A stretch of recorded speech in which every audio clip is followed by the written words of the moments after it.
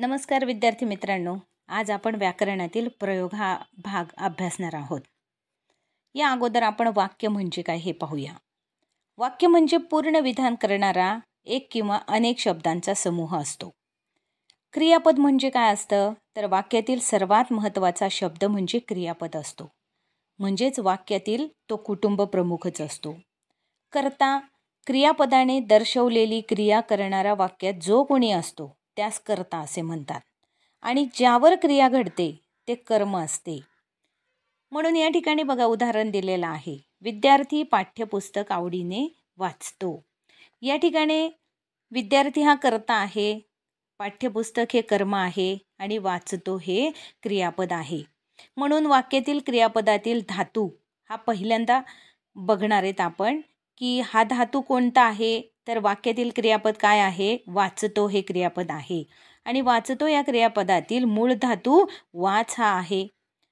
पाठ्यपुस्तक आवडीने वाचणारा तो कोण, विद्यार्थी. की या वाक्यातील कर्ता कोण आहे तर विद्यार्थी आहे, कारण त्या वाक्यामध्ये क्रिया करणारा जो कोणी आहे तो म्हणजे विद्यार्थी आहे. त्याचबरोबर तिसरा आहे वाचले जाणारे ते काय, म्हणजे ज्यावर क्रिया घडते ते नेमकं काय आहे तर पाठ्यपुस्तक आहे. म्हणून वाचले जाणारे ते काय आहे तर पाठ्यपुस्तक आहे. वरील वाक्यातील क्रिया कोणती, आता संपूर्ण वाक्यामध्ये कोणती क्रिया चालू आहे तर वाचण्याची क्रिया चालू आहे. म्हणजे वरील वाक्यातील क्रिया वाचण्याची आहे. म्हणून कर्ता, कर्म, क्रियापद हे वाक्यातील महत्त्वाचे घटक असतात. वाक्यात कर्त्याला किंवा कर्माला प्राधान्य दिल्यामुळे क्रियापदाचे रूप त्यांच्याप्रमाणे बदलत असते. वाक्यातील कर्ता, कर्म, क्रियापद त्यांच्या परस्पर संबंधालाच प्रयोग असे म्हणतात. प्रयोग हा शब्द संस्कृत प्र अधिक युज बरोबर योग यावरून तयार झाला असून त्याचा अर्थ जुळणी किंवा रचना असा आहे. प्रत्येक वाक्यात जे क्रियापद असते त्याच्या रूपाची ठेवण किंवा रचनाच अशी असते की ती केव्हा केव्हा कर्त्याच्या किंवा कर्माच्या लिंग, वचन किंवा पुरुष याप्रमाणे बदलते, तर केव्हा केव्हा ती मुळीच बदलत नाही. कर्त्याची किंवा कर्माची क्रियापदाशी अशी जी जुळणी किंवा ठेवण किंवा रचना तिलाच व्याकरणात प्रयोग असे म्हटले जाते. आता प्रयोगाचे मुख्य 3 प्रकार आहेत बघा. पहिला प्रकार आहे कर्तरी प्रयोग, दुसरा आहे कर्मणी प्रयोग आणि तिसरा आहे भावे प्रयोग. आता पहिला प्रकार पाहूयात आपण, कर्तरी प्रयोग. कर्त्याच्या लिंग, वचन व पुरुष यानुसार क्रियापदाच्या रूपात बदल होतो. काय म्हटलेलं इथे, कर्त्याचं लिंग, वचन आणि पुरुष यानुसार क्रियापदाच्या रूपामध्ये बदल होतो तेव्हा कर्तरी प्रयोग होत असतो. आता त्याचं उदाहरण पाहूया. समीर चित्र रंगवतो, स्वाती चित्र रंगवते ही 2 वाक्य आहेत. समीर चित्र रंगवतो आणि दुसऱ्या वाक्यामध्ये क्रियापद बदलण्याचं कारण काय आहे तर स्वाती चित्र रंगवते. रंगवतो आणि रंगवते हे कशामुळे झालेलं आहे तर समीर आणि स्वाती या 2 गोष्टींमुळे झालेला आहे. समीर हा मुलगा आहे आणि स्वाती ही मुलगी आहे. म्हणजेच या ठिकाणी क्रियापदाच्या रूपामध्ये बदल होण्याचं कारण काय आहे तर कर्त्याचं लिंग बदललेलं आहे. समीरऐवजी स्वाती अशा पद्धतीनं स्त्रीलिंगी शब्द या ठिकाणी आल्याबरोबर वाक्यामधील क्रियापदाचं रूप बदललेलं आहे. त्याच्यानंतर दुसरं उदाहरण आहे बघा.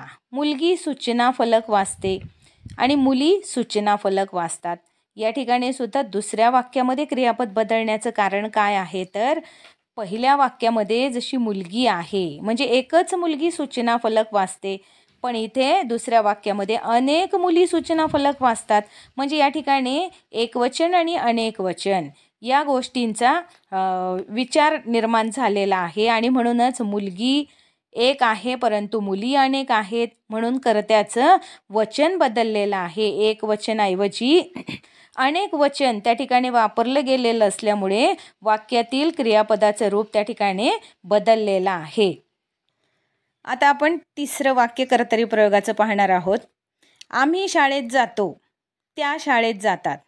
आता या ठिकाणी दुसऱ्या वाक्यात क्रियापद बदलण्याचं कारण काय आहे तर आम्ही आणि त्या. आम्ही हा कर्त्याचा प्रथम पुरुष आहे आणि त्या हा कर्त्याचा द्वितीय पुरुष आहे आणि म्हणून हा पुरुष बदल झाल्यामुळे साहजिकच दुसऱ्या वाक्यातील क्रियापदाच्या रूपामध्ये बदल झालेला आहे. अशा पद्धतीनं कर्तरी प्रयोगामध्ये कर्त्याच्या लिंग, वचन व पुरुष यानुसार क्रियापदाच्या रूपात बदल होतो, तेव्हा तो कर्तरी प्रयोग असतो. आता कर्तरी प्रयोगाची वैशिष्ट्ये पाहूया. पहिलं वैशिष्ट्य, कर्ता प्रथमा विभक्तीत असतो, की कर्तरी प्रयोगामध्ये प्रत्येक कर्ता हा प्रथमा विभक्तीतच असतो. दुसरं वैशिष्ट्य, कर्म असल्यास ते प्रथमा किंवा द्वितीय विभक्तीत असते, की कर्म जर असेल तर ते कधीकधी प्रथमा विभक्तीत असते आणि कधीकधी द्वितीय विभक्तीत सुद्धा असते. आणि तिसरं वैशिष्ट्य, वाक्यातील क्रियापद कर्त्याच्या लिंग, वचन व पुरुष यानुसार बदलते, की जे आपण वरती पाहिलेले बघा कर्तरी प्रयोगाच्या मुख्य प्रकारांमध्ये सुद्धा पहिलं वैशिष्ट्य कर्तरी प्रयोगाचं दिलेलं आहे, की कर्त्याच्या लिंग, वचन व पुरुष यानुसार क्रियापदाच्या रूपामध्ये बदल होत असतो आणि त्यावेळेस कर्तरी प्रयोग होत असतो. विद्यार्थी मित्रांनो, व्हिडिओ जर आवडला तर व्हिडिओला नक्कीच लाईक करा, शेअर करा आणि चॅनलला सबस्क्राईब करा. धन्यवाद.